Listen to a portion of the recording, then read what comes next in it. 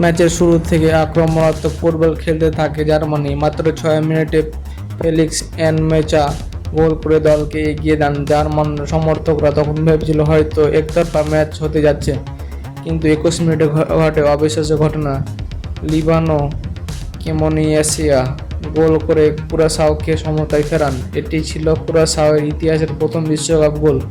পুরো স্টেডিয়াম তখন করতালিতে ফেটে পড়ে। সমতায় ফেরার পর জার্মানি আরও ভয়ঙ্কর হয়ে ওঠে। ৩৮ মিনিটে নিকো গোল করে স্কটল্যান্ড ২-১ করেন। প্রথমার্ধে অতিরিক্ত সময়ে পেনাল্টি থেকে কাই হাভার্টজ গোল করে ব্যবধান বাড়িয়ে ৩-১ করেন। প্রথমার্ধে শেষ হওয়ার আগে ম্যাচ নিয়ন্ত্রণ পুরোপুরি নিজের হাতে নিয়ে নেয় জার্মানি। তৃতীয়ার্ধে শুরু হয় মাত্র ২ মিনিট পর জামাল মুসিয়ালা গোল করেন। এরপর ৬৮ মিনিটে নাথানিয়েল ব্রাউন এবং ৩৮ মিনিটে ডেনিস ওয়ান্ড এবং ৬৮ মিনিটে আবারও কাই হাভার্টজ গোল করে জার্মানির ৭-১ জয় নিশ্চিত করেন। অনেকে ব্রাজিল জার্মানির খেলার সাথে তুলনা করছে, যেটা একদম অবিশ্বাস্য খেলার মতো। ম্যাচের শেষ বাঁশি বাজার আগে কুরাসাওয়ার রণক্ষণভাগ সম্পূর্ণ ভেঙে পড়ে।